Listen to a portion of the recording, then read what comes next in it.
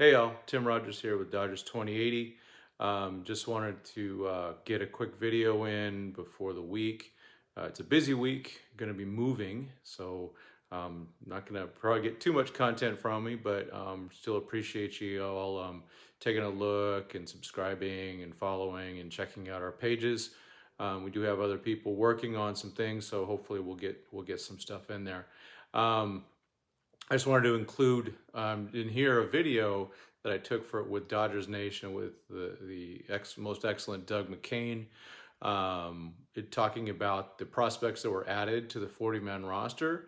So instead of redoing that for you guys, I'm just going to go with the version with permission from Dodgers Nation, that the interview that Doug had with me, in which we talked about those players. Okay, so here we go. But next, I'm very excited. We've got my man, Mr. Tim Rogers, in here to talk about the roster moves the Dodgers made. Mr. Tim Rogers, go follow him at SD Dodger. He's the founder and editor-in-chief of Dodgers2080.com. He also has one of the best Dodgers jersey collections you're ever going to see. I call him the Dodgers Jersey King. But welcome back to the show, Tim. My first question is, what are your thoughts on the 5 players that the Dodgers protected today, starting with outfielder James Outman and shortstop Jacob Amaya?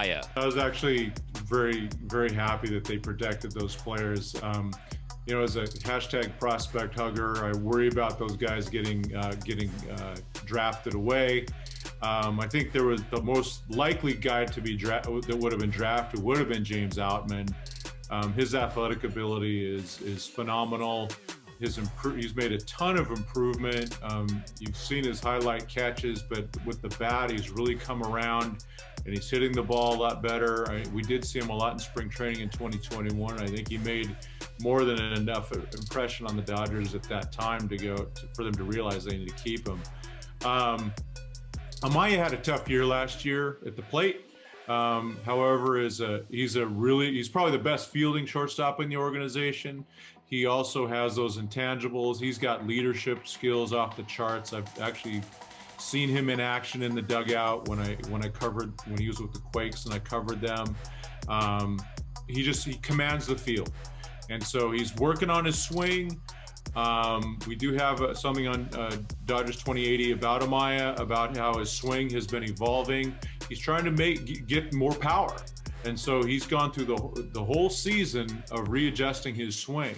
So yeah, Tim, Jacob Amaya, one of the more popular players in the Dodgers minor league system. He's the grandson of Frank Amaya, who spent time in the Dodgers minor league system in the 50s. And last year, he ends up slashing .216, .303, .343 in Double-A Tulsa. He's currently ranked as the Dodgers' 14th overall prospect. He's always had a great eye at the plate, has that plate discipline. But I think, like you said, it's about, can he get it done at the plate with the stick? Can he consistently hit big league pitching? We know he can get it done with the glove. It just, can he get it done at the plate? And then there's James Outman, the Dodgers' number 27 overall prospect, 6'3", 215, 24 years old. He really came on this year. He slashed .266, .379, .490, hit 18 bombs in 104 games in high A ball and Double-A Tulsa. So, like you said, he has all those highlight plays in center field. So yeah, you got me excited about him. He'll be one to monitor his progress and keep an eye on, and hopefully he can have an impact for the Dodgers one day. But Tim, the next 2 prospects I want to ask you about are 2 infielders. The Dodgers' number 18 prospect, Eddys Leonard,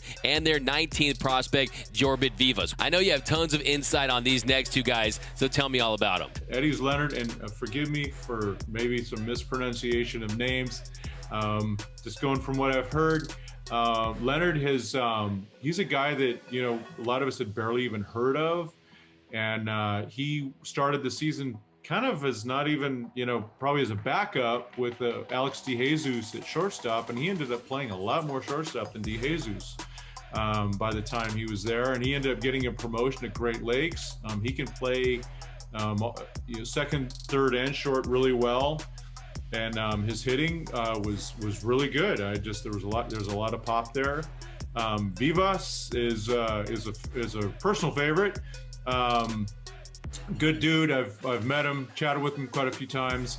For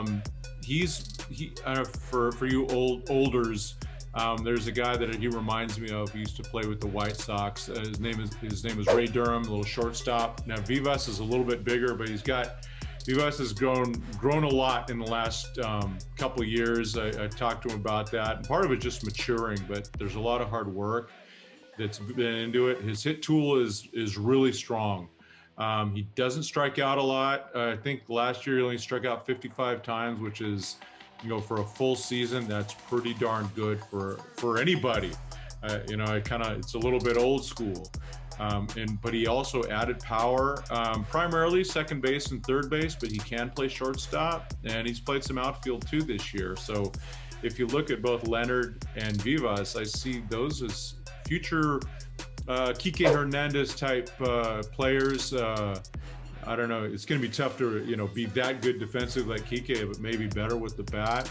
So first, I love that comparison, Tim. Ray Durham. Look, Ray Durham's going to be wondering, hey, why am I trending on the internet? And it's going to be thanks to you, Tim. And then second, comparing Vivas to Kike Hernandez, that has to get Dodger fans excited, especially after last season when Zach McKinstry didn't pan out to be that guy. He couldn't fill Kike Hernandez's shoes. Z-Mac ends up putting up a 77 OPS plus last season. And then defensively, he just wasn't looking the part out there. So that's really encouraging to know that the Dodgers have some utility guys in the pipeline that can come up and hopefully do what guys like Kike Hernandez did or Chris Taylor has done. We understand the value of that position in this organization. I think Dodger fans, they're itching to get another Kike Hernandez up here at some point. But next, tell me about Michael Grove. He had a 7.86 ERA, a 1.789 whip. He allowed 19 bombs and 71 innings of work at Double-A Tulsa this year, but he did turn around late. They refined his mechanics a little bit. They tweaked some things, and in his last 4 starts, he looked a lot better. He posted a 3.78 ERA. Those strikeout numbers started to go up, and he has some really nice stuff. He can miss bats. He can get punch-outs. Tim, tell me all about Michael Grove. Michael's come a long way. The Dodgers drafted him with coming out of Tommy John surgery. He struggled a lot. 2019 with the Quakes, I saw a lot of starts of his, and they were, keeping him short at a couple innings, but he was struggling. That's what happens with Tommy John surgery. That's why, the Angels, if they're thinking Syndergaard or the Astros with Verlander, or even us with Dustin May, they're just going to come in and start dominating again. Not quite. The command is the tough thing to really get back. But it was by the end of the year that Grove really kicked it into gear. And again, we have another article on Dodgers 2080 on Grove. You go to the site, it's right near the front, about his improvements. And he's also, just notes about him, he is a high quality individual. And the article that was written about him by Casey Porter, who interviewed him also, and you could look at Casey's website also, Dodger Poke Report, and his YouTube site. And he spends a lot of time talking about the type of human that Michael is and how he gives back to his community and things like that. So yeah, it sounds like they're all really good dudes, and I know you like them, so that's the most important thing. But when's the soonest that we could expect to see them potentially have an impact at the big league level? 5 really high quality people, definite Dodger types. These are guys that, you hope can make an impact. You never know. They're, prospects equals suspects, like they say. But I think it was a good move, and I think it offers a little bit of, some optimism.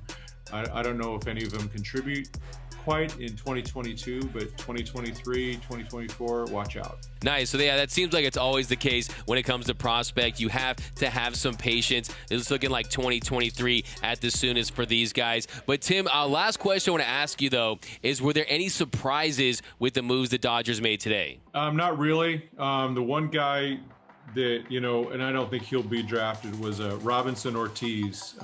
He's a guy that has been with the Dodgers. It seems like he's been one of those guys that's been around for quite a long time. But he had some injuries this last year, and so he only pitched, I think it was 4 games or something like that. And so he's a guy. Then, there's one more, Leonel Valera. He was another guy that's been on the prospect list. He wasn't protected, so there's a chance that he goes, but it wouldn't serve him well to get called up right now to the major leagues. I mean, he's hitting the low 200s, but there's a lot of upside with him.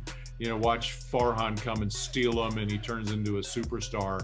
But that's the risk you got to take. I would have protected him, and let go. There's some fringe guys on our roster that I would have considered letting go instead of possibly losing Valera. Interesting. So more names to keep your eyes on. But thank you so much, Tim. We appreciate it every time you join us here on the Dodgers Nation YouTube channel. Thanks for your insight and expertise on all things Dodgers prospects. But thanks again, Tim, and tell everyone where they can find you. My Twitter, of course, is at SD Dodger. Also at Dodgers2080. Dodgers2080.com, and then also youtube.com/Dodgers2080. Trying to build up the YouTube site, trying to be like Doug, my role model there.